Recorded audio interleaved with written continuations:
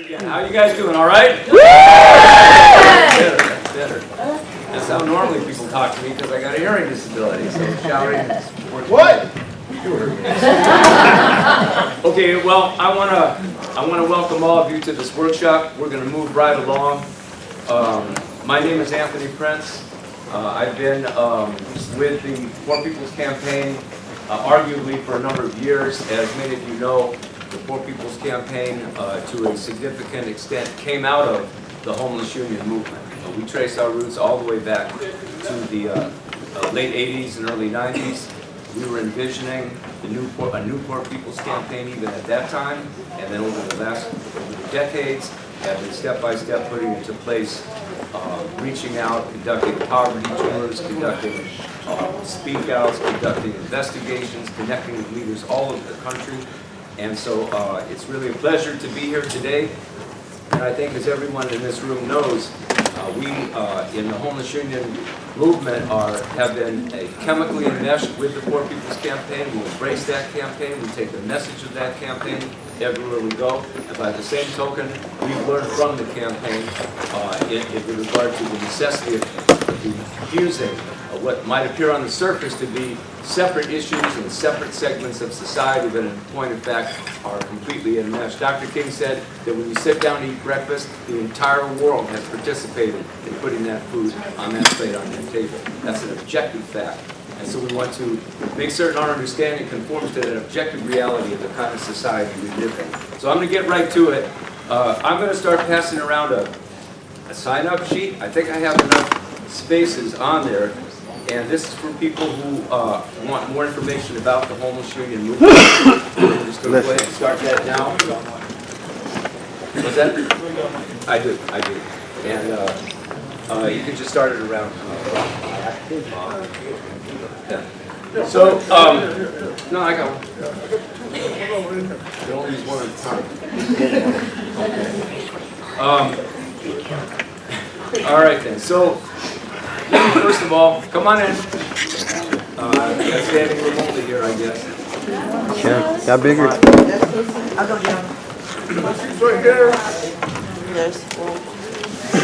All right, so while people are getting seated or standing, we're going to go ahead and get started. So, my name is Anthony Prince. My current position, I'm one of the co-chairs for the Poor People's Campaign in California. I also serve as general counsel. I'm an attorney for the California Homeless Union statewide organizing council.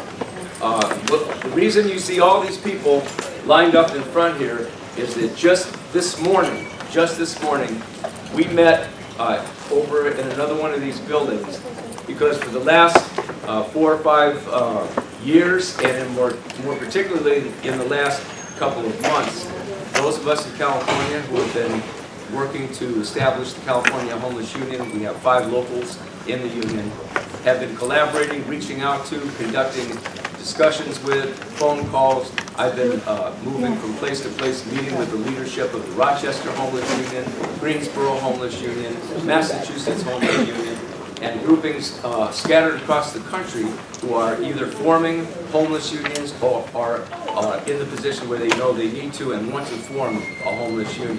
So we determined that since we were all coming to Washington, D.C., or a lot of us coming to Washington, D.C. to participate in the Poor People's Congress, that would be an ideal time for the leadership from all these scattered areas of the country to come together and create what we created this morning. So I want to introduce to you all these sisters and brothers up front.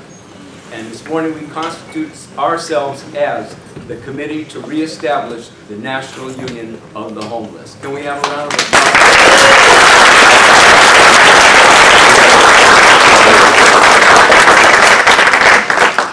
And just to make it official, we have this banner right here, and everybody signed off on it. Everyone who was at our meeting this morning signed off on it, just like the Declaration of Independence. You know, everybody signed it like that. This is our Declaration of Independence. So we got a big panel, and we've asked one person from each of the different parts of the country that we pulled together to set up the committee to reestablish the National Union of the Homeless. We're going to ask each of them to give a very, very short, I'm talking about no more than a minute and a half, 2 minutes, we're going to give a little bit more time to some of our newer people who just now came into the process. But for the most part, let's keep it under 5 minutes each if we can. We want to break the workshop into about half the time for these presentations, and then we're going to open it up for questions and discussions. And then we have a special ceremony at the end of the workshop. We ask everybody to stick around for a special ceremony that we're going to have. So I've already introduced myself. I'd like to introduce the person. What, pardon me? Well, let me bring up the introductory speaker first, and then we'll do it. Okay. But that's okay. That's all right. So first of all, to give us some kind of a contextual introduction to some of our history, why we call it the Committee to Reestablish the National Union of the Homeless, we're going to bring up the person who has been instrumental, one of the most significant and key leaders, uninterruptedly advocating and organizing homeless and poor people across this country. He, myself, Sabina Martin, Phil Whiter, where is Peter Canoy? Peter, you in the room? And some of us old hats from the beginning, with the original union in the 80s and 90s. But I think we all recognize the leadership and guidance we've gotten over the years and continuing to get it. We've named him, he and Sabina Martin as our advisors to the newly created Committee to Reestablish. I want to bring up Brother Willie Baptist.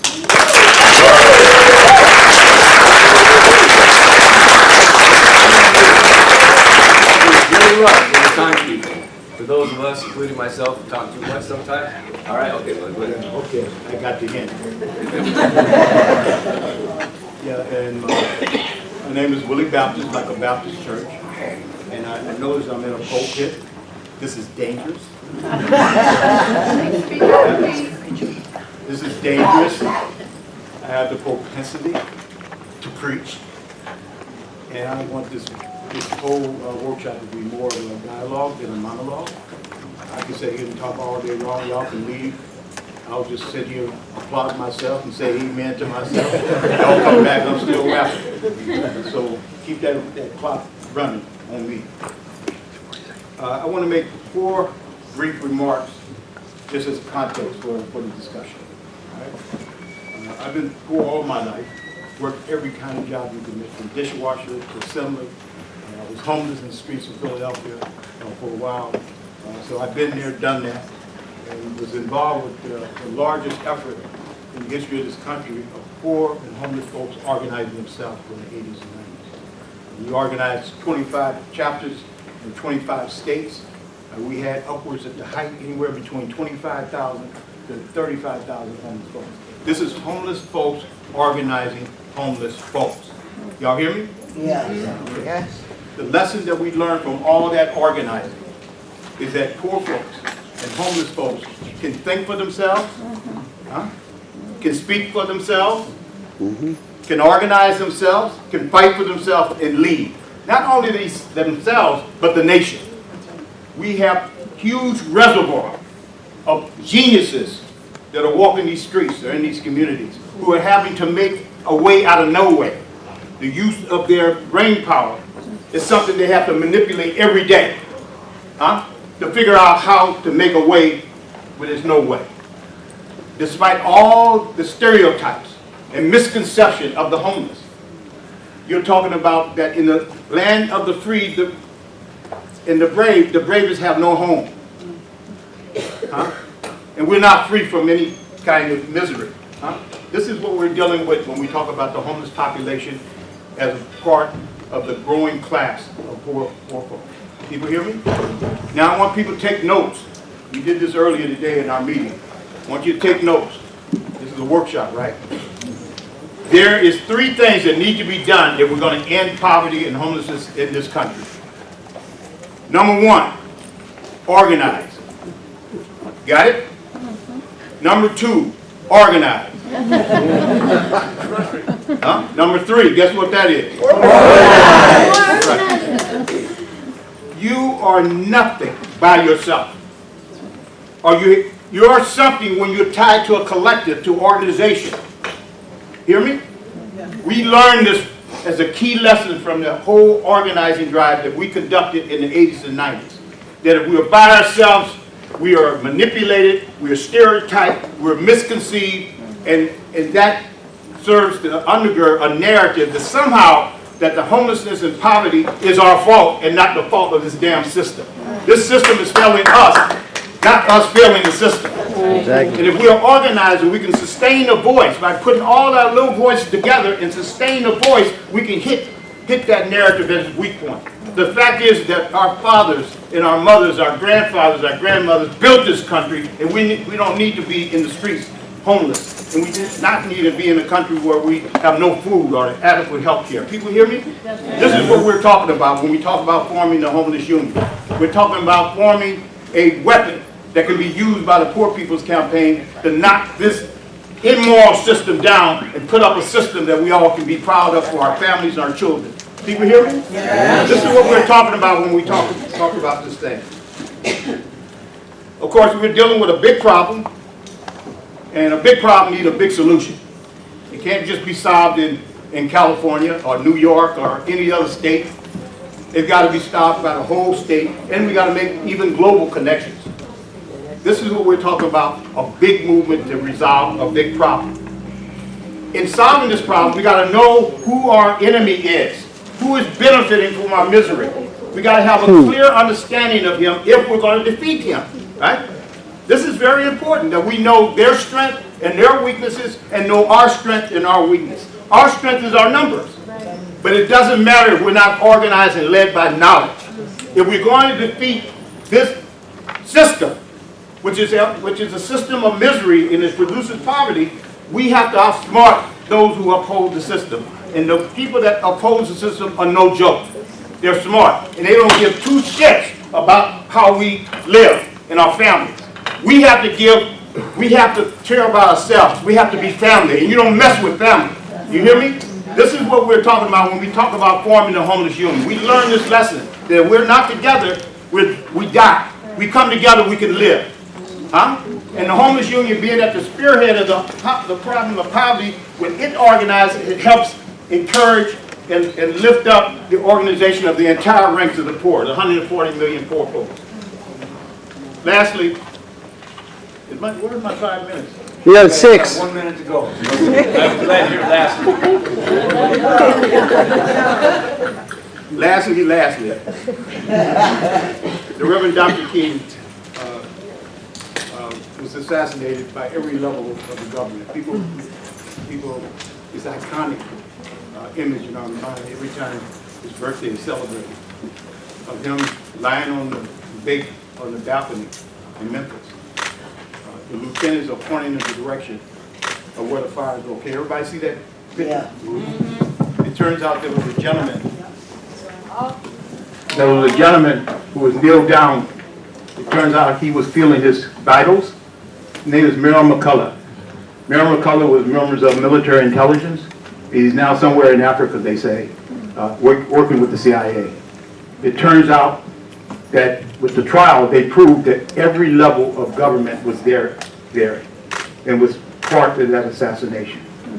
Why did they assassinate King? They assassinate him because you do not unite the bottom. This group here, everybody look at themselves. This is dangerous to the powers that be. They want us to fight each other, and King was about bringing us together. That's why he was killed. Huh? We need many Martin Luther Kings. Every one of us have to take up that mantle and be leaders ourselves. Every one of us in this room. And certainly the homeless union want to take up that mantle. King said, days before he was assassinated, that his job was to bring power to poor folks. Huh? To bring power to poor folks. But power emanates from organization. Huh? That's where it comes from. Especially when all we have is our numbers. Huh? The first step in organizing, what we've learned, is organizing the organizers. Identifying the leaders. People hear what I'm saying? And leaders are not people who are good looking like me. Not necessarily good looking. Not necessarily good looking. A leader is someone who has a solution to the problem. Huh? You got a solution to my problem, you're my leader. And we need smart leaders We need trained leaders, and we need leaders who are committed to what we're trying to do with the Poor People's Campaign and the Homeless Union that is part of that campaign and at the leadership of that campaign. People hear me? Yes. Okay, I'll step aside. I see he's about to bring a hook on me, so.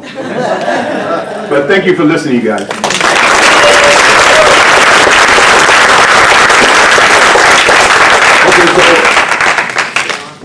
Point it towards your mouth.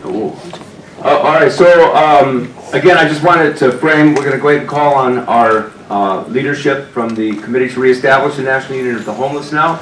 I want to, just so that we understand something here, a lot of tools need to be in the toolkit. I was a millwright for a good chunk of my life working for U.S. Steel. You need a lot of different tools in that toolkit. One of the tools that we recognize as significance is the unionization of homeless people. And quite a few of us that pioneered that effort 30 years ago came out of the trade unions. Willie and I were both organizers for the Steelworkers Union. We learned a thing or two. And when we talk about leadership, this is our perspective now as we're going into the camps, we're going into the shelters, we're going into the streets, the schools, the cars, the RVs, where the vast numbers of homeless people, we know there's a lot more than the narrow definition that the ruling class puts on it. We know that. We're dispersing our organizers in the homeless union, but not just to recruit any old body. We're looking for the leadership, just like we organized in the shop. You go into the shop, you recognize who are the people that people already turn to for guidance and leadership, who speaks for the people there, who has the respect of the people in that shop. So we have the same perspective when we go into the communities. We're not looking for any old person staggering around saying, I want to join. No, we're serious about this, just as Reverend Barber indicated, that our adversaries are very serious. We could be no less serious, no less organized, no less focused on consolidation of leadership. Who you see in front of you here have proven themselves to be just such persons. Some have more experience than others, but all the experience is equally valuable, equally necessary. So I'm going to go ahead and start, and the first person I want to call up is the guy behind the camera up there. Because we talked about Dr. King. We talked about that. Come on, Russ. We talked about Dr. King. We formed the Salinas Homeless Union on Martin Luther King's birthday. And here's our president, and our president not only was content to organize Salinas, he went to Seaside, he went to Marina, he helped in Santa Cruz, we wouldn't have known about Marysville if it wasn't for West White. He's like a Johnny Appleseed of the homeless union movement, everywhere we go. So I want to introduce the doctor, some of the experience. We want to hear what's happening. We want to draw some of the experience, the lessons that we're learning. And not all of the lessons are great things. They're challenges as well as we move forward with a national union. Wes, go ahead. Okay. So I guess one of the key points that I try to do is treat people like people. And when the authority figures don't want to believe in that, you got to call them out. I'm a teacher, and you got to take care of every student, even the ones that don't want to behave. It's about redirection, just like Dr. Barber was just talking about. We've gone through a lot of iterations, just getting blown out for sweeps, millions of dollars on sweeps. And we just confronted the mayor a couple of days ago. Cops, trash collectors, the dumping fees. Who's paying for that? It's human suffering. This is a racket. So some people can have job security and other people can be on the run. Once you're unestablished, you're never supposed to become reestablished. And that's actually the whole point, even with the 13th Amendment. They said, well, if they're in jail, then you can take all the rights. Then hard time, 10, 20, 50 years. Nothing's really progressed. In fact, it's gotten worse in the last 50 years, which is a big reason for Poor People's Campaign. Yeah. We're getting there though. We're making a stance. We've gotten whatever safe parking. Honestly, people don't even need help. They need to be left alone and not molested. Because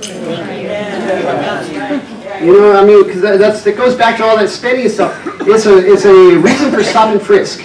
Really, it's illegal search and seizure. It's amazing how easy it is. Open discrimination on any form. Every form is about money. I tell you right now, boycott consumerism, boycott money. Because it's about relationships, it's about the heart, it's about what you say and what you do, and it needs to be true. Otherwise, why are we giving all these people so much money? They keep on jacking up the price, making it more desperate for us. They've already privatized phone. You know, you can't even get a rental. You have to move in with 5 other people just to make rent. It's unconscionable. You know, we need to do a lot better. And that's actually a lot of what I tell them is we can do better. We can do a lot better, and you need to do better. So I'm also running for city council because you have to be at that table. We need to try to develop a brand new slate, and with that slate, you know, you got the council members, but you also got the subcommittees. So you got to multiply that by 4. We have 25 in our city, so we're looking at 100 community-minded people who are interested in treating people like people. That's not really hard. It's actually common sense. Yeah. But common sense doesn't seem so common, does it? We're getting there, though. We're getting there. We're going to do it. The more people you try to drive into just caring about people. I mean, that's really what it comes down to. It's not about the money. Even the token economy, I'm a teacher, so even 1st grade, 2nd grade, you know, you tell your kids, do a trick and I'll give you a treat. A sticker, a Sminsel, you know, something. But it's like they get in that habit of like, okay, I do this and I get that, but they don't know why they're doing it. And that's really where the core of it is the why. Okay, you want to motivate and reward people, that's good, but they need to know why. And they need to do it just because it's the right thing to do, not because they're getting a treat. You know, and so we're getting there. It's amazing how, you know, we got like 5 chapters in a year or 2. And we're gaining momentum. I mean, I can't believe we had all these presidential candidates come, and we're kind of setting the tone on what they need to be discussing. Amen. Right? Yeah, so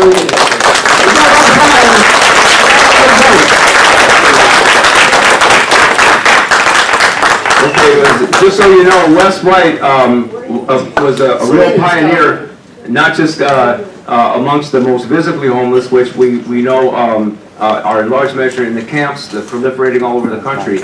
But Wes actually went out to Marina, California, and Seaside, and because people were living in their RVs primarily, and they're being chased from one part of the county to the other. So Wes went out with some of our other union members from Salinas and set up and organized the first ever homeowners association of homeless people, the Lopez Road Homeowners Association. We're seeing now that the fastest growing segment of homeless people in the United States are people living in their cars and RVs. But Wes was ahead of the curve, because 3 years ago he was already had the vision and the breadth of understanding of this situation to go out and organize those people. So that's the kind of leadership we have. So next up, we're going to kind of go back and we're going to put California in between the other places because we have a lot of California people. So do I see Patrick back there in the corner? Is that you, Patrick Braswell? Get up here, Patrick. Patrick's the leader. You wouldn't know us standing in the corner back there. So I want to bring up Patrick. He's going to talk for a couple minutes about the Rochester Homeless Union. And they've been around for about a year or so, maybe a little bit more. He's going to talk 2 years, talk a little bit about what they're doing and what their perspective is as we go to build a national union. Patrick Braswell. Hey, I'm Patrick Braswell, cousin of Rochester. A couple of years ago, I ran into an obstacle and I found myself having to live into a shelter. And I recognized a lot of things that was going on in the shelters. And, you know, stereotypically, everybody said people that are homeless or this and that. They just put them as people that were not people. And I began to recognize a lot of those people were just like me. And I started asking questions, you know, why are you without a home? Why are you in the position that you are in? And I found out about this bill of sanctioning people.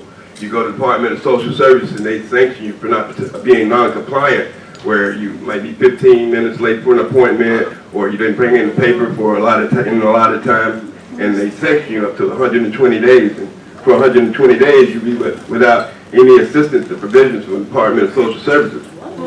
Well, I started getting numbers in the shelters, and it was like maybe like 70% of the people that were there was there because they were sanctioned. So I got a few people together. We started petitioning the sanctions in the city of Rochester, and then we got recognition through the New York Times, and they came and see me, and then we got a lot of more recognition. Then I found out, you know what, maybe it's something we could do about these sanctions. But to make a long story short, we learned the pathways and the avenues to go to do something, and go to the centers and talk to the Capitol, people in the Capitol, Como and so forth, protest these to make everybody aware of what's going on. And guess what? The bill of sanctions has got passed. there are no longer people in the city of Rochester being sanctioned. Nice.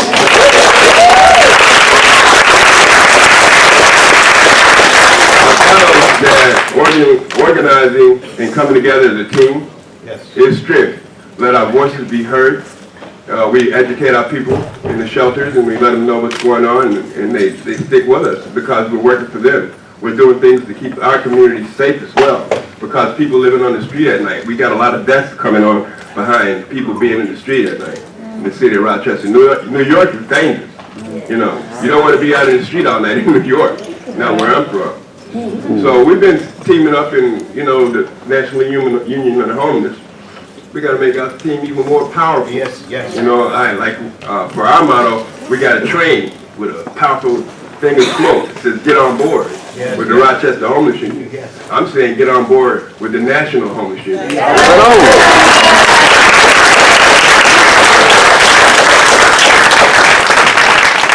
Okay, next up, we're going to bring someone who you may have seen recently in the news. I think it did make some national news with this battle in Santa Cruz, California, which has taken on a whole new life. And we're going to bring up the person who was the most significant figure who almost single-handedly went into the camp, organized the camp, which are now, the council joined and created the Santa Cruz Homeless Union.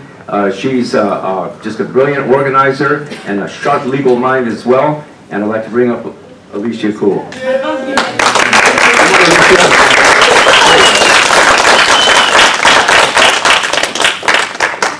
You know I get embarrassed. Okay, so I'm Alicia Cool and I live in Santa Cruz, California.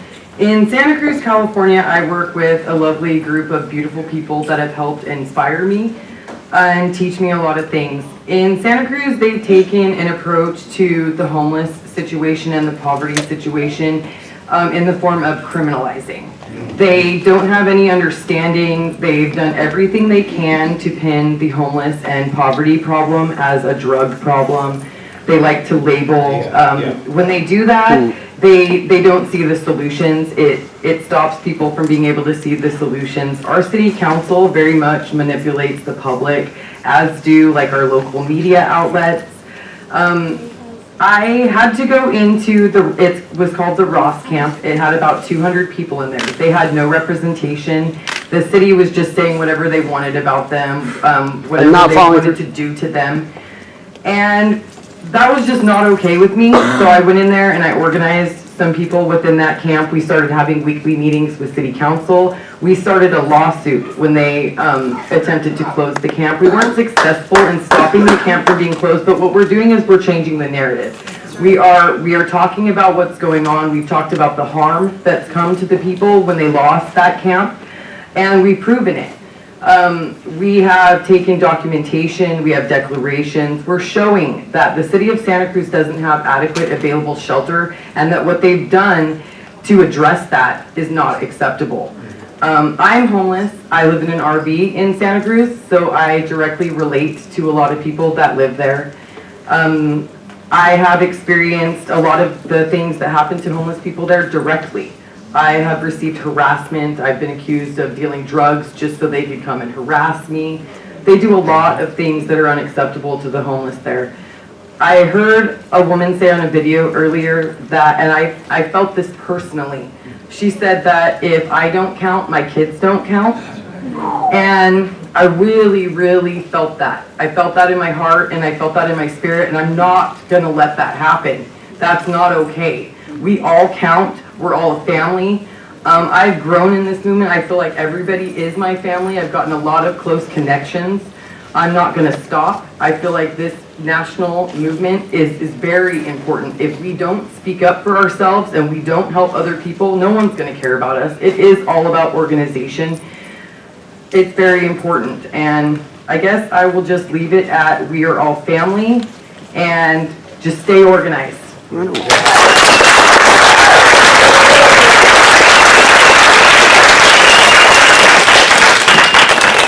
So we were in court, we were in federal district court, and it was time to put our case, try to convince the judge to stop the city from taking the camp down. And so I had to call the first witness, and there she was sitting at council table, nervous and all the rest of it. Alicia Cool got up there and completely killed these guys up there on the witness stand. And we weren't able to get the order we wanted, but we changed that narrative, we controlled that courtroom, and we're changing the whole political dynamic in the city of Santa Cruz.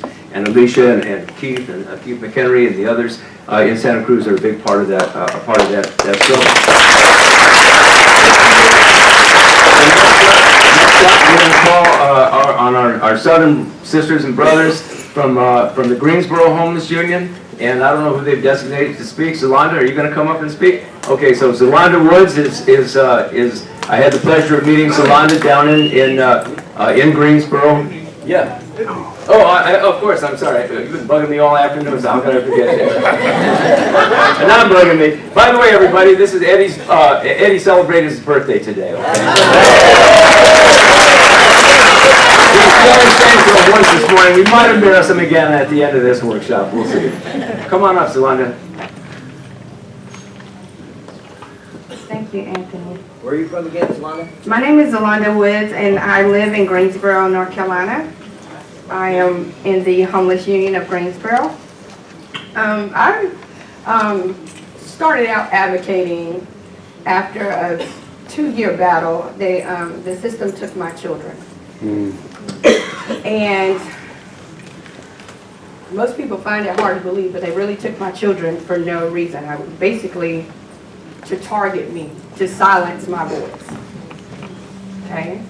I took them to Court of Appeals and won it unanimously. Right on. And there were 3 cases. And she represented herself. You gotta see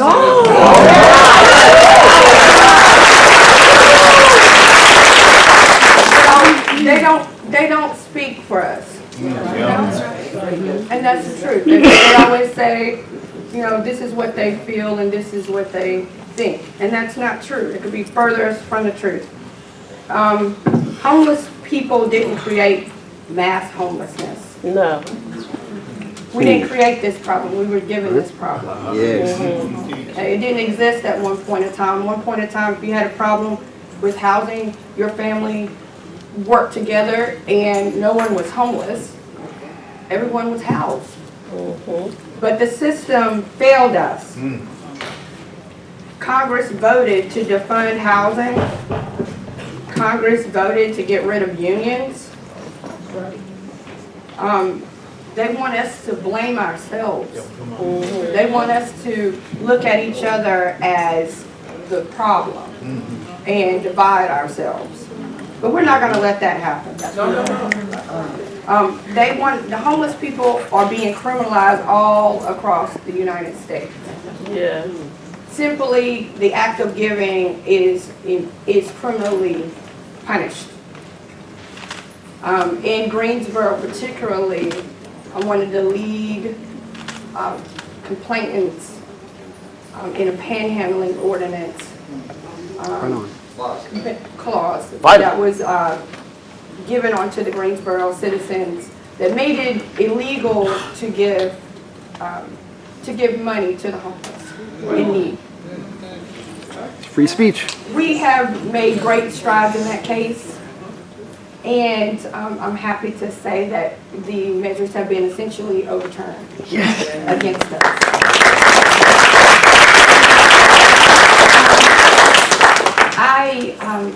I had to ask the public for help because I needed to get to the supervised visitations that they imposed on me of the 2 years my kids were in custody. So that's why I gave. That's why I needed help. How to organize? You got to show up at these regular meetings, be willing to hold yourself accountable, and put aside your own personal agendas. That's what you got to do. That's how you organize. You got to listen to each other's concerns. If you're serving a homeless person or someone else that's in need, you got to recognize that you may have to serve food there at that meeting because that person might not have eaten that day. You got to partner with other people's issues. You know, we're the homeless union, but we partner with Poor People's Campaign. We partner with SONG. Solidarity. Southerners on New Ground. We partner with the LGBT community. So you gotta partner with people that have similar issues, because one person might be affected by 10 different issues. That's right. So that's how you organize. You gotta study. Okay? You gotta study. And that's part of knowing who your enemy is, what was said earlier. You gotta study your enemy. Okay? How do you study? Know what laws you're up under. You gotta know what you're operating. You gotta know what the other side is saying. You know, I love to look at, you know, I'm an independent. They registered me as a Democrat for some reason. Every time I keep telling them I'm an independent. but they keep doing that. But, you know, it's okay to don't still speak up and say what I gotta say. In regards, and this is not a political thing, okay? So you gotta know what you are governed up under. You know, I had to read all the 7B laws when they took my kids. I read all of them. Okay? You got to understand the language may change in its context, and you need to know it. Like, for instance, in North Carolina, responsible individual sounds like you'll be a good person. But in 7B laws, a responsible individual is a person that abuses their children. So if you're in court and you're hearing yourself as a responsible individual, you don't object because you think that's a good thing. So you gotta know the language. You gotta know that things change in different contexts. So you gotta know that. If you study when you need it, the training will come. It will speak for you. There's times where I don't know what to say, but because I'm studying, it speaks through. You know? You got to be willing to be open to change and to fight. I don't know, my handwriting is terrible. Oh, be willing to open to change. If you fight a current, you will die. I think we heard that analogy earlier. But if you fight the current, you will die. So what you do is you allow the process to happen, and you organize and you study. Like I said, we definitely need to organize. The two scariest things in this country is being homeless and being black. And we are facing that, particularly in Greensboro. Marcus Dean Smith died at the hands of 8 police officers. Even though the coroner agreed with us that it was a homicide, no officers have been held accountable. Last night we got word while we was here that another person has died at the hands of the police. That's wrong. And they don't care. They don't care that they're being watched or filmed. It's not even a concern anymore because they feel like they can control the narrative, and we have to organize so that what we have to say is heard. So I'm not going to speak any longer, and I thank you for showing up.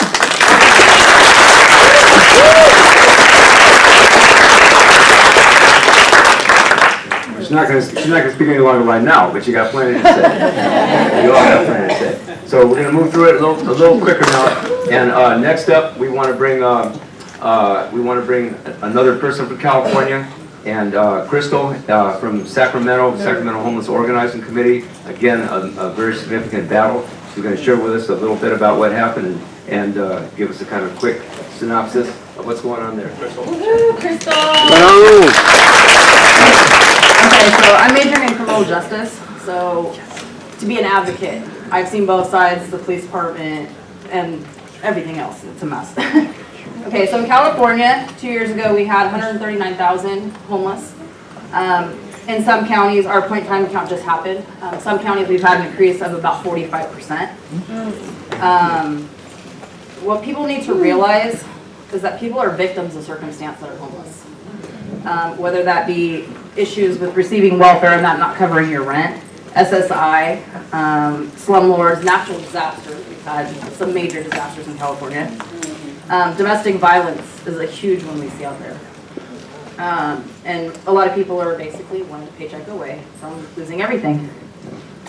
So what happens with these homeless people? In California, I can't speak for myself because I'm from California, I know California. They're being criminalized to the point of no return. If you're homeless and you get a ticket, how do they expect you to pay this ticket? And then they put you in jail, and they take all your stuff, they sweep it. They don't do the basic procedures of, here, we're gonna put your stuff, when you get out, you can get your stuff. They throw it away.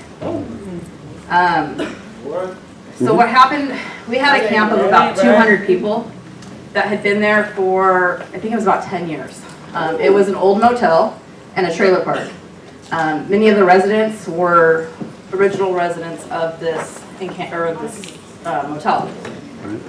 So what happened was our state decided that we're gonna build affordable housing and we're gonna take care of our homeless problem by taking over old motels and revamping them and then turning it into affordable housing. Well, what they did was they tore these motels down and they never rebuilt.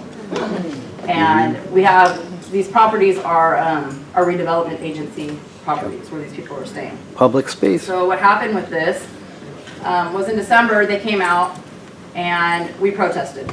We had a peaceful protest. We were like, you guys are not gonna come in here, you're not gonna sweep, you're not gonna take their stuff. What that brought was media attention. When the media attention came out, all of a sudden the sheriff's department says, hey, we're gonna bring out resources. So let me tell you about the resources real quick. The resources are cards with phone numbers with no resources at the end of the day.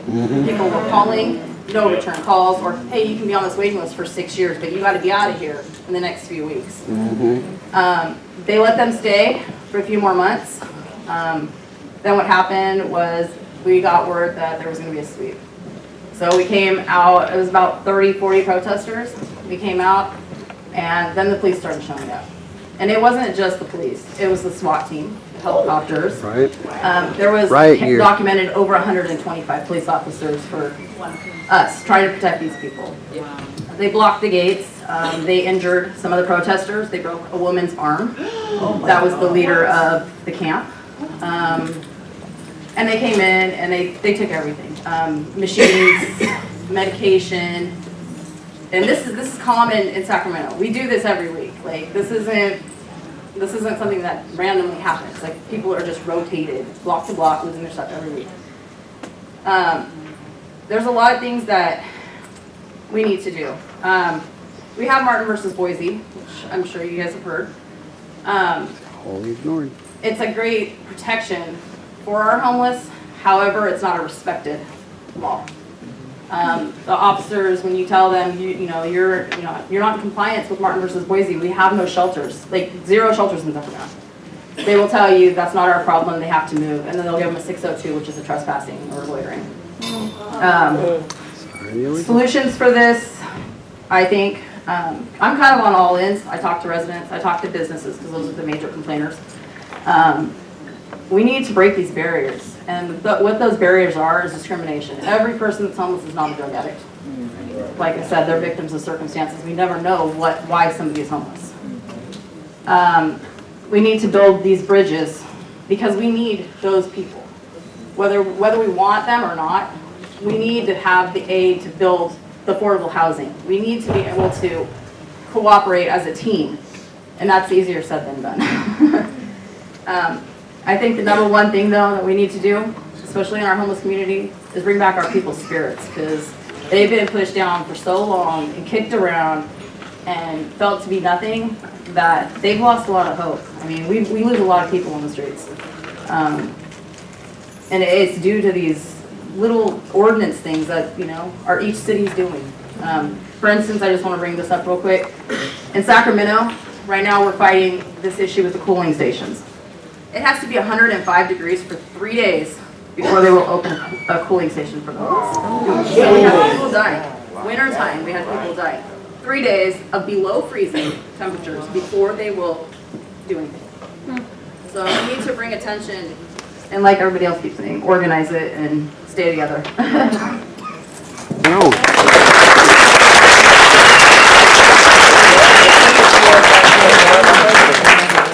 We're gonna bring up James Scherer next from Boston. I just want to say though that to underscore what Crystal just said, see this badge? This badge goes back when we formed the original homeless union.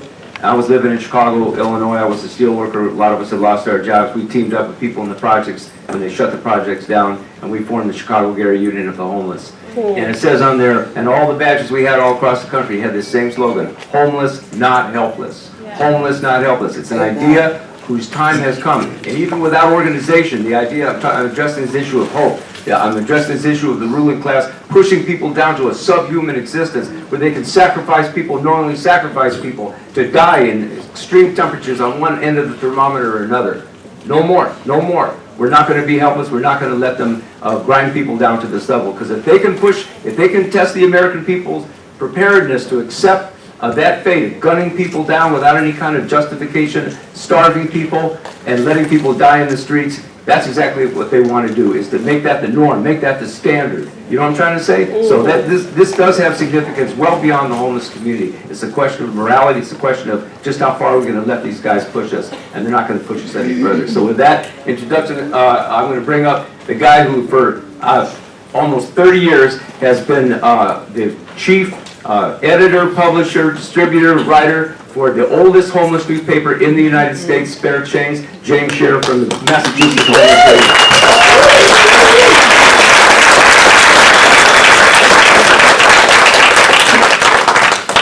League. You just told my whole story. I don't need to say anything. My name is James Scherer, and I'm president of the Massachusetts Union of Homeless. And yes, I've been at this for 30 years. And the problem in Massachusetts is, like, they're in denial about the racism, they're in denial about homelessness. Or we're doing fabulous, we're housing people. Meanwhile, as homelessness gets worse in Massachusetts, 20,000 people on the street, okay? They're building these crystalline towers and running people out of the neighborhoods. But we're doing better, we're doing okay. That's what they try to tell us all the time. One of the things that we're trying to do is we're trying to change that narrative and show people that none of this stuff is true. They're not taking care of everybody. In fact, shelters in Massachusetts are just like prisons, except they let you out in the morning. The shelter industrial complex is just as real as a prison industrial complex. It's all about keeping people in the money and keeping us poor. That's all it's ever been about. When I talk about organizing, things I talk about are things I've known and things I've learned recently. And one of the things I've learned is, first of all, you've got to build a foundation. You can't. Everybody wants to. When you create groups, everybody wants to throw on the cape and the super suit and run out and save everybody. I can tell you from experience that if you do that without building a solid foundation, you will fail. Make no mistake about it.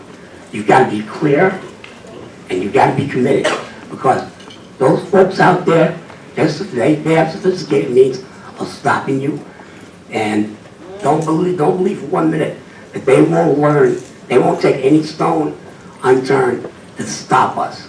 They try to do it all the time, turning poor people against poor people. We see it all the time. Personally attacking, all the founders of Spare Change have been personally attacked over the last 30 years. All of us, all right? Because they will do anything they can to stop you.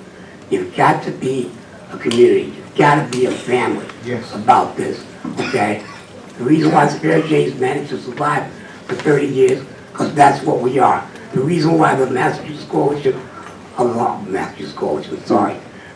Union of Homeless has survived, because we have real committed members.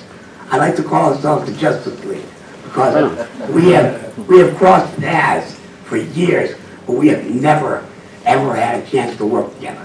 And we're getting it done.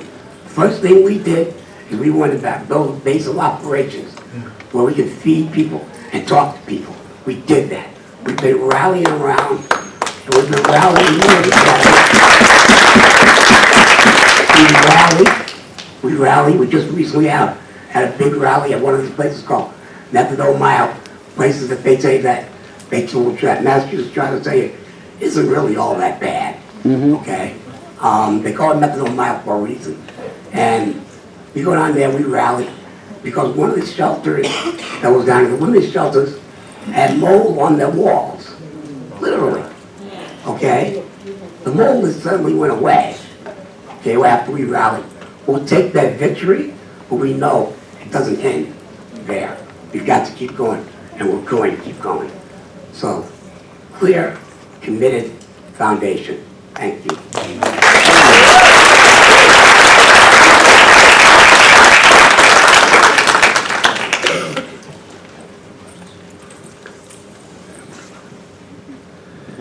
Is that your phone, Patrick?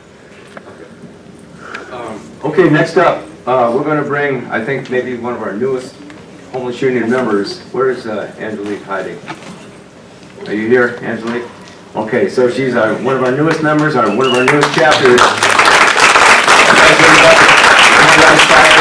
Northern California that made so many people homeless, but we also have people who are already homeless for many years before those fires broke out. And so Angelique from Chico, California, why don't you say a few words? Yay! I'm Angie. Nice to meet y'all. Representing Chico, of course, I had a little bit of homelessness up in Shasta County and a little bit up in Humboldt before I got to settle down in Chico and find out the real gist of things. And wow, she was so right when it comes to the criminalization in California. The homeless down there, we're just starting to get everybody on the page to get organized. They've been so stumped and so clouded by the police and being herded constantly. They're constantly herded from one location to another, ticketed, harassed, jailed. It's ridiculous. It's absolutely ridiculous. I've got people that have ticket after ticket after ticket that they are constantly on the run for. They're constantly on the run for warrants that they are never going to get cleared because they're never going to go to court to pay these tickets. And so, I mean, it's just ridiculous. The turnover is just incredible in the jails down there. And the Paradise Fire, I don't know if you guys all heard about the Camp Fire in California. That just exacerbated things amazingly. All of a sudden we had, thousands more people right there on the streets, and we didn't know what to do with the homeless in the first place. Now we don't know what to do with all these new people. And what's crazy is the separation that happened. The separation that the city started, categorizing people. You're the new homeless, you guys are the refugees or the survivors that are homeless, and we're gonna help you. But you guys that have already been homeless and living in a bush, get the hell out of our way, go back to jail. And it wasn't fair, but it put that mentality upon the people that were coming from Paradise. And so they began to treat other homeless the same way. And it's been really, really destructive. We've got, people ganging up and literally physically abusing people in the streets. We've had college kids ganging up and kicking and mutilating other homeless people just for fun, just to prove a point. And I don't know what the hell point they're trying to prove. I'm stronger than you when I have all my buddies with me, and we need to make it stop.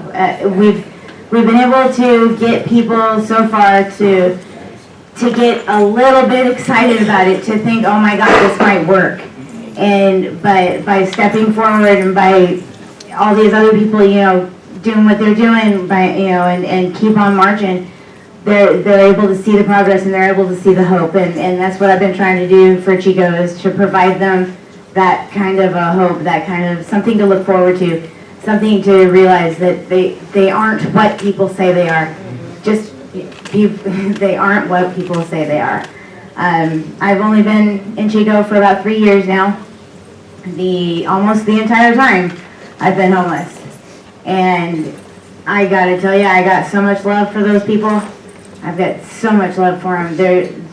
I would never turn my back on them.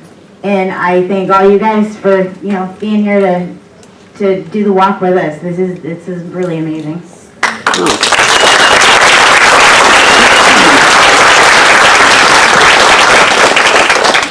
So is this working, hearing all these people up here and sharing this, is this working? Yeah. Okay, good. So next up, the largest, my understanding, the largest homeless encampment in United States history was what was known as the jungle, because they always like to put these terms, because, you know, that's how they think of people who are homeless. Was in San Jose, California, 68 acres of homeless people. I'm going to let our next speaker, Robert Aguirre. Robert became the mayor of the jungle, mayor of that homeless encampment. He's going to share his story with us. Thank you. So I got my notes here, but most of this is my story, so I'm going to try to cut that part short. My name is Robert Aguirre. I live in San Jose, California. I'm a formerly houseless person. I prefer the term houseless because everybody has a home wherever they are. That's right. We all have right. But not everyone has a house. No. So that's why I make that distinction of using houseless. I've been houseless off and on for the last 25 years. I'm going to tell you a little bit about myself, and I'm going to share some of the things that I've learned. In 2003, I was living in a townhouse apartment with a kitchen, the living room downstairs, and the bathroom and the bedrooms upstairs. My handicapped wife wasn't able to go up and down the stairs more than once a day. After a while, things got even more difficult, and her doctors had suggested that we find an apartment with a single floor. So we found one, and we gave our landlord a 30-day notice. And as the day approached, we went to go talk to the landlord, the second landlord, and that landlord said, "Oh, I'm really sorry, we're going to rent to family." So already having given our notice, we went back to the first one and asked if we could, you know, extend it or, you know, just cancel that out. And they said, "Well, I'm sorry, it's already been rented. We'll give you 4 days, but you got to be out of here." So we moved all of our belongings, everything into storage, and then we started living in a car while we were searching for a place to live. We had to pay $35 to $50 for every application that we gave in order to have our background check over and over again. And we started getting turned down over and over, and one of the people that we applied had told us that every time that they run your credit, it's a hit. Yep. Right? So ours had been hit so much that we no longer qualified. Our numbers were too low. Again, victims of the system. So we were living in our car, and then because she was unable to elevate her feet, she started suffering from edema, and her legs were swelling. So her doctor suggested that we go and get a tent set up somewhere where we can sleep outdoors. And we looked at a lot of places, KOA camps and so forth, but they're all way out of town. And so we heard about this jungle. So we went over there and checked it out. And so we bought a large tent, had a full-size inflatable bed, bought a propane stove and heater. We had a full kitchen with dishwashing capabilities. We had all the nice comforts at home because my wife deserves it. I take care of her. So people in church groups would show up daily to bring food and clothing and all sorts of different things. And I had bought a large solar panel, and I was charging people's devices using that solar power. And so these people would show up, and I would notice that people would come and eat, and they would just throw their trash on the ground. So I also knew that people would drive by and see all this trash, and they would start to complain. The city logs all these complaints, and after so many complaints, they go and they kick people out. So in order to try to circumvent that, I went and bought 3 large trash cans. I put one at each entrance, and I kept one. So when they came to feed, I would put the trash can out there so that people would throw their trash in there. But I noticed that people walk by 2 feet away, and they'd throw stuff on the ground. And I would go, hey, there's a trash can, use it. Oh, I'm sorry, they pick it up. And it took about a month for people to realize that that was what they should do, because it's so easy to just throw trash on the side and drive up and down any freeway, and you'll probably see a lot of trash that's not there because of houseless people. Anyway, so I used that as a way to start reaching out to people and getting to know people and started organizing people. And that was a really good thing. And then the city announced that they were going to close down the jungle. And so we started trying to organize people to try to, figure out what's the next step, where we're going to go. We're talking about an area with between 300 to 400 people. That's a big encampment. It's very difficult to try to move. So once they shut that down on December 4th, 2014, the entire city was flooded with people. Yeah. They were sleeping in backyards, sleeping in alleyways, sleeping in parks, sleeping in public schools, sleeping wherever, because they had been displaced from the places that they had, where they had houses that they built. They were solid structures with doors on them. Anyway, I started going to the city hall, to council meetings and the board of supervisors for the county, any meetings whatsoever that would help with the situation, and I was representing the residents of the jungle. And I continued doing that even after the jungle closed, and I've continued to establish connections with executive directors, presidents and CEOs of corporations, agencies, and anyone that I can think of to help bring about the help that I needed to bring the change. And I've been told by many people that the problem is too large and I can't possibly make a difference, and I beg to differ.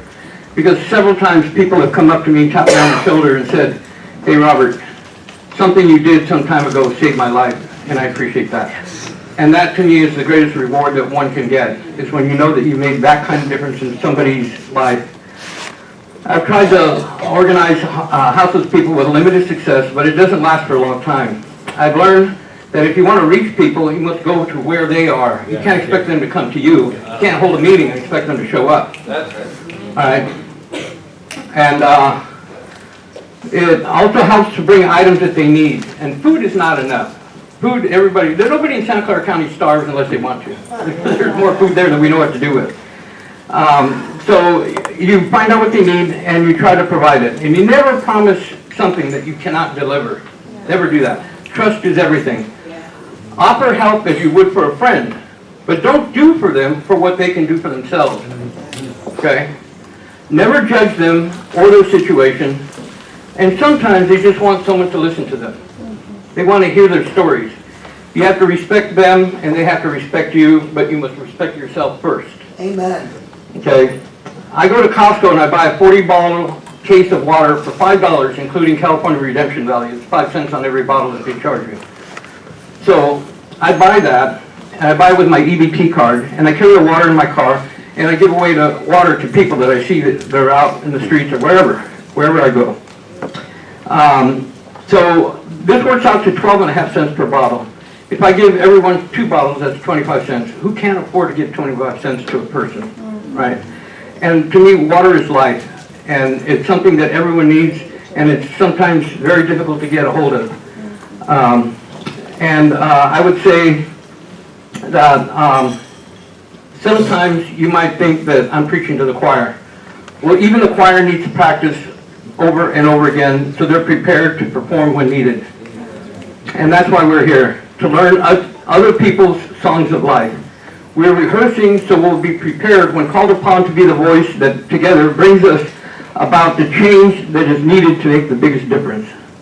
There are so many unmet needs and not enough resources to help everyone without making change. And I remember making a sign one time that I held up and said, "I don't want your dollars, I want real change."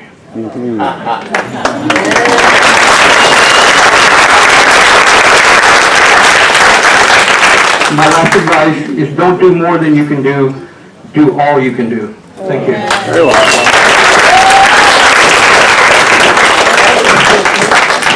Okay, I think we're just about at the end, and we'll have a little time for discussion, and we have a special, very brief ceremony at the end. So I want to bring up Brian Lee Brown. Brian Lee Brown from Marysville is going to speak, if that's okay, on behalf of our Marysville local. We also have Stan and Sue Eckstein, also part of our executive board in the Marysville Homeless Union. Brian Lee Brown, who has been for 10 years consistently organizing on the river bottoms in Yuba County, in their city of Marysville. And come on up, Brian. Hi everybody, glad to have everybody here. I was going to say something that I wrote down, because when I write about 30 or 40 pages at a whack, you know what I mean? It just goes right on there. But what I gathered from everybody that was here, the handle, a long time ago when it was the forefathers, figure it's the forefathers, we took that handle, they cut it off and made it the forefathers, when actually it was the forefathers, because we were only poor. So that 200 years ago today, the language in particular, the words really matter in heritage and in belief. when it brought over years and years, it's changed the whole narrative, as you want to say. It's a poor forefathers is really what it was, because we only lived poor. We never knew what rich was. And there's two kinds of leaders that emerged out of this. There's ones that are catastrophic leaders, ones that are emerge out of like the fire, ones that emerge out of necessity, and then there's chosen leaders. And we are the ones that are emerging in front out of their own doings, out of their own system that's failed.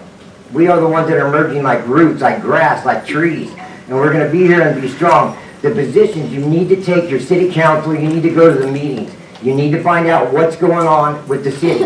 And you need to hold them accountable for every small little thing. It doesn't matter if it's really big, because Willie Baptist told me the small things matter, Brian. The small things matter, and they really do. Now, those lead to lawsuits. I filed 2 lawsuits by myself against the city of Marysville for taking my property.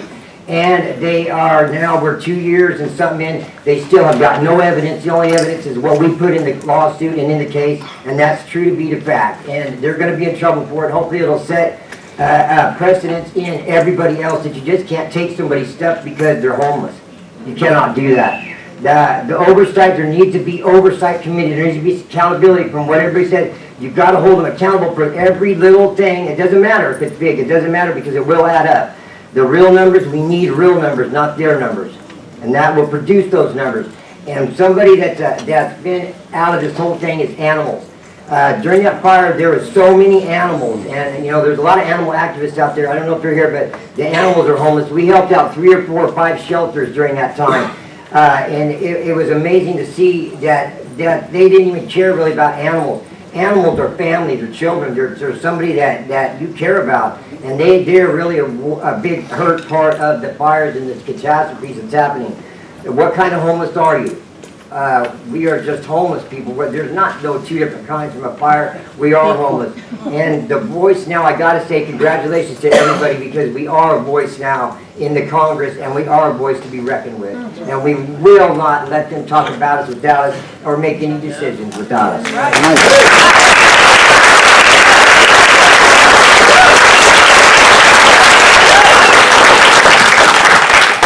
I don't know about you guys, but I'm feeling pretty good about what we're building here. How about you guys?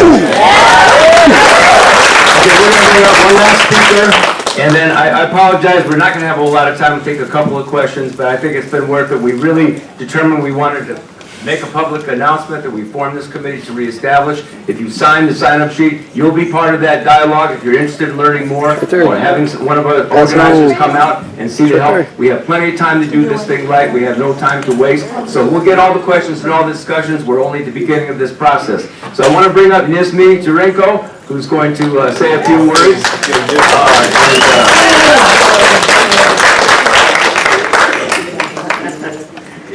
All right, I keep telling them I really feel inadequate to follow the speakers.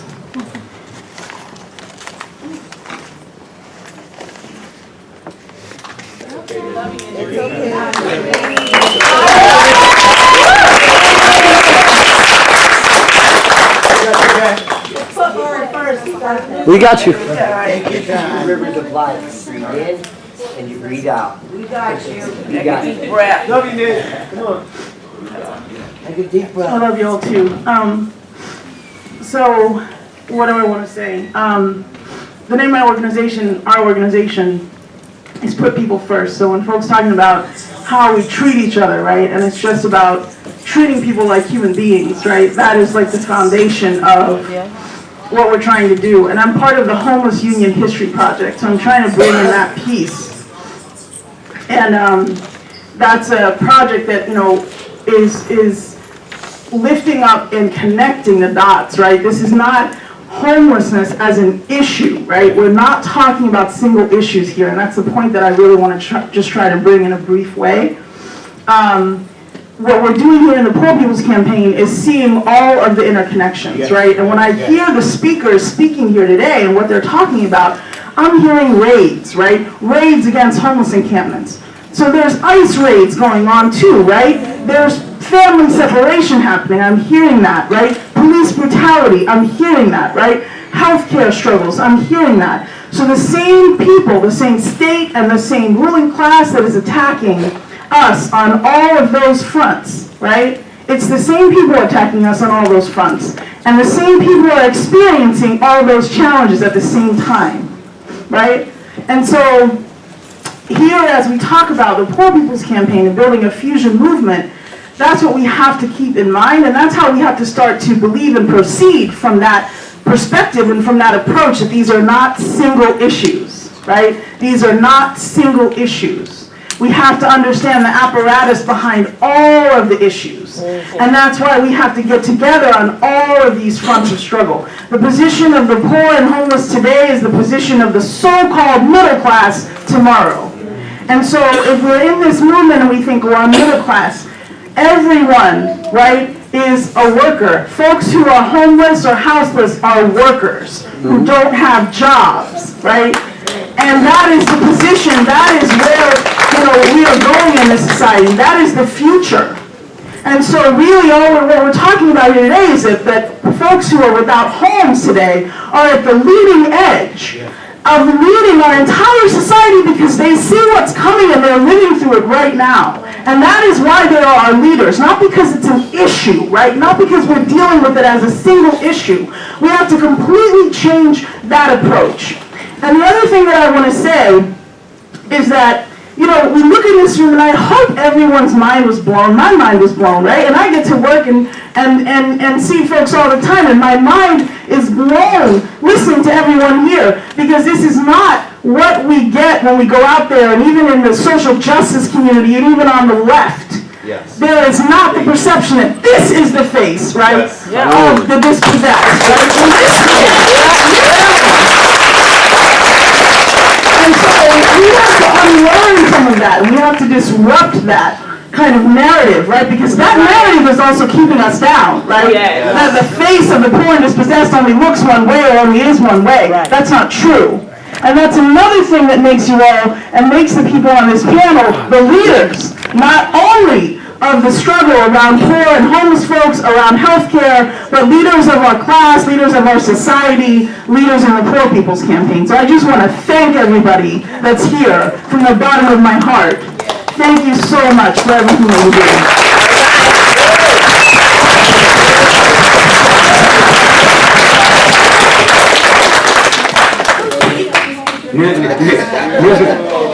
Here's me trying to convince me that she didn't need to speak today, but obviously she was wrong. Because she's so right. What we're going to do now, we're going to take a minute and we're going to talk about a couple of people. And we want to do this very publicly. And so we have someone with us today. He's a member of the Santa Cruz Homeless Union and part of our committee to reestablish the National Union of the Homeless. And maybe some of you have been aware for many, many years of a group of people all across this country and all around the world actually who feed poor and homeless people constantly in the parks, on the streets, at the shelters, in the encampments. Constantly facing police harassment and arrest and persecution for doing it. Constantly being hit with laws criminalizing the feeding of poor and homeless people in the public. And so we have here with us today, and we're so proud to have him as a member of our homeless union, the man who created Food Not Bombs. Food Not Bombs.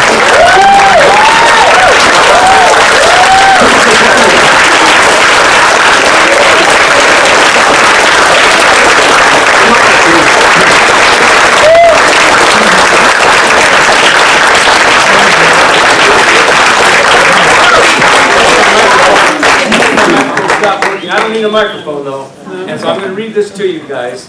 And it says Certificate of Recognition.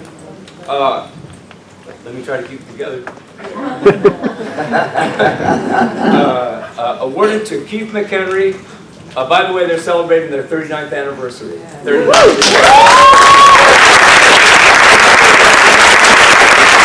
Awarded to Keith McHenry and Food Not Bombs for creating and sustaining for 39 years the longest running food survival program for the poor and homeless in history. Wow. And for exposing and resisting the United States military industrial complex worldwide, given this 18th day of June 2019 by unanimous consent of the Committee to Reestablish the National Union of the Homeless.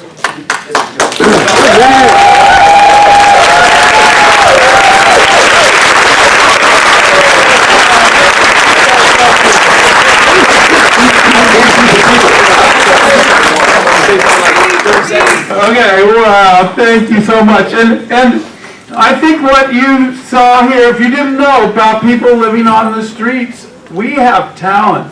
We have the brains. The people that live on the streets are the people that built our country. And that is the most important thing. We need to really get that as the narrative, that the people that are displaced, the internally displaced people of the United States are the people that made our country, and they deserve to live in the buildings that they built, use the water that they plumbed, use the electricity that they hooked up, use the cars and the appliances that they built. We need to remember. You here, we got professors, we got smart people that are living on the street. And in my years of feeding people, and in the years of myself living on the streets, that's one of the things I have noticed. We can really build our own communities because we already built America.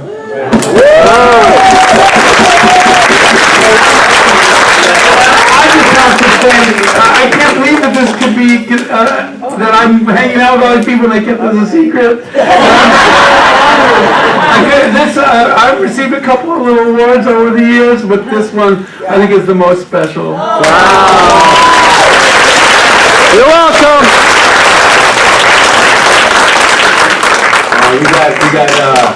Just time for two more quick ones. And so what we're going to do, he spoke very briefly, so he doesn't get to say any more now. But we're going to honor the guy without whom there would be no California Homeless Union Statewide Organizing Council, the Johnny Appleseed of the Homeless Union Movement in California. Come on down, Westlake.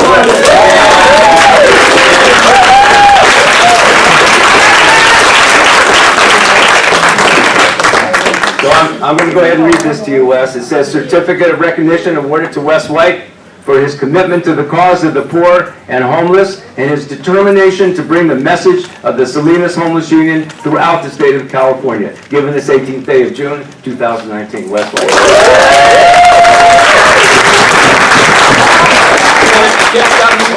Hey, the biggest thing for me to bring home to you is organized space. Pee, poo, trash, and food in its place, and then you've got a reason that it's not a health and safety concern, it's just a matter of you don't like me, and it's trespassing, it's all back to money again. But if you can get organized space in these encampments, then you can prove that health and safety is not an issue, it's just trespassing, which is bullshit.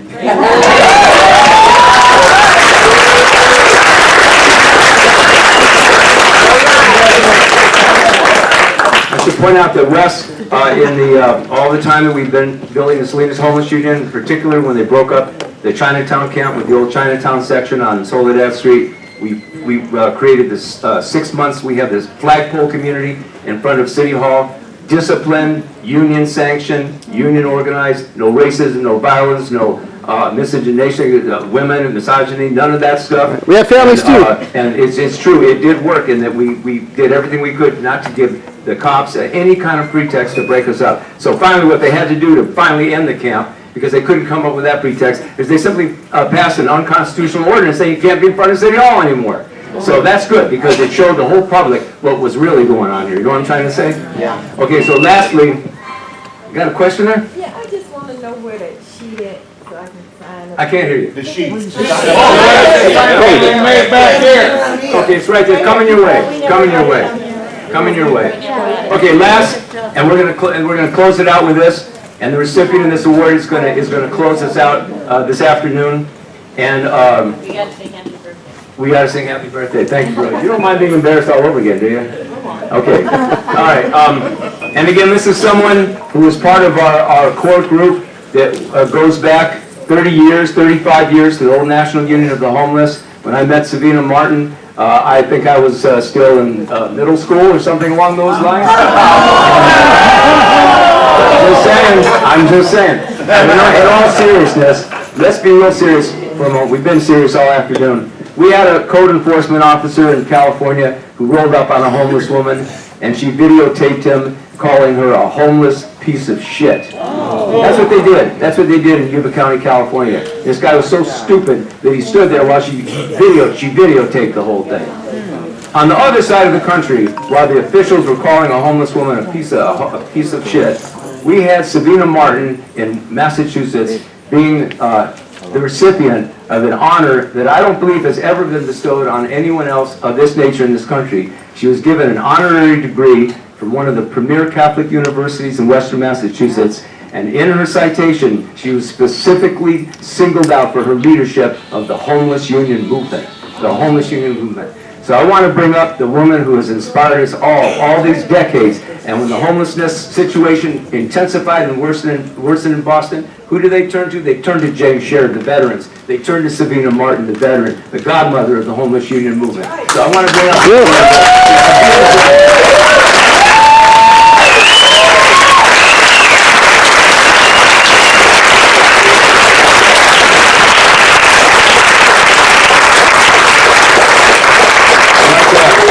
Like I said earlier this morning, now that she's a doctor, got that degree, we can't call her Sabina Martin, call her Doc Martin. She has a big Doc Martin boots to walk all over the system. So I'm going to read this, and then we'll let Sabina close us out this afternoon.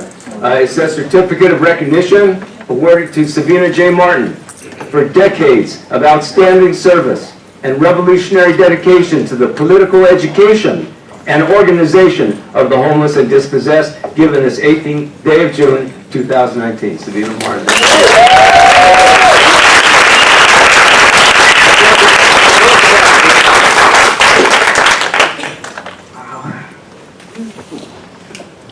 That's me up here. I make it everybody's Friday. Yes, you did. I'm the godmother now of the movement. Yeah. I've been called a lot of things, but Need a pinky. and I'm old enough to say that I've been through a lot of historical moments, but this is historical. Real quick, I'm going to close out, but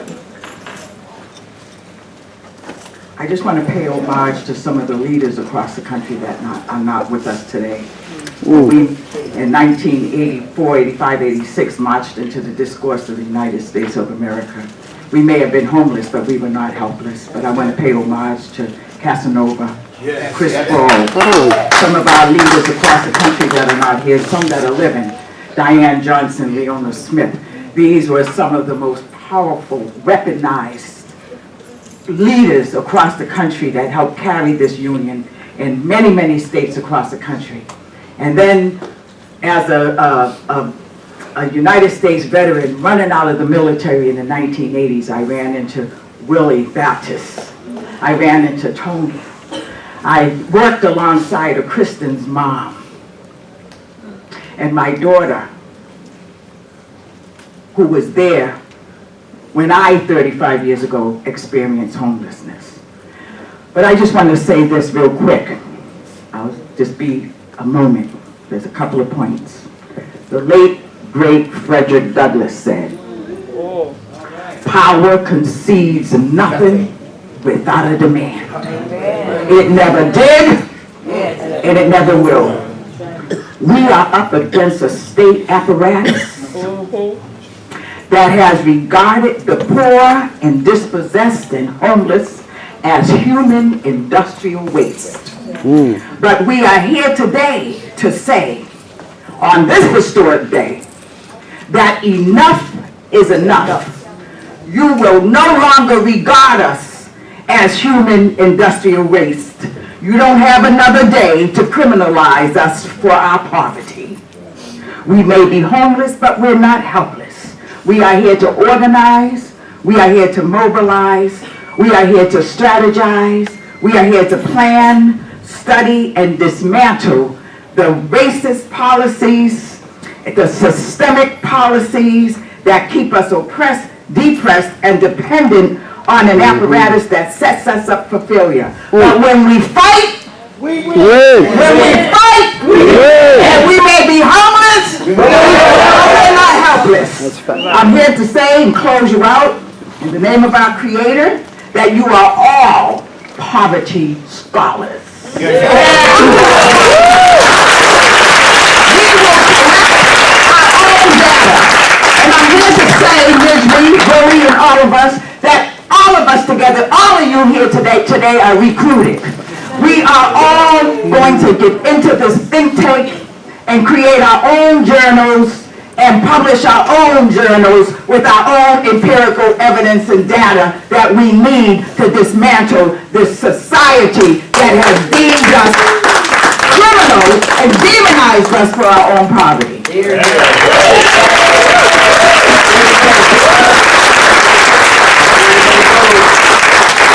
I'm going to tell you what leadership is all about here, because no sooner did Savina Martin mention Mr. Willie Baptist, but I all of a sudden discovered just another certificate here. Now, unfortunately, when we got the frames, they were all out of frames at the store, so we get the certificate anyway. Willie doesn't like to be framed anyway, you know? Get up here, Willie.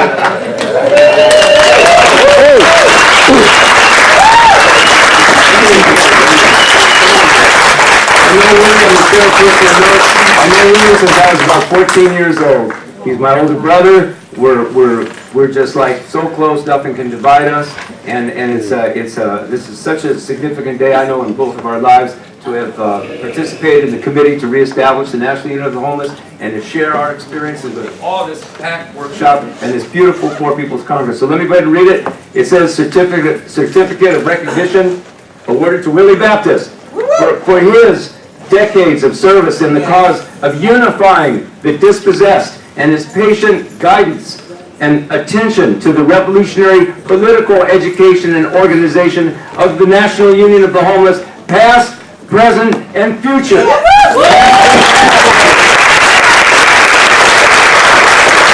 See you this way. Given this 18th day of June 2019, Willie Baptist, this is for you.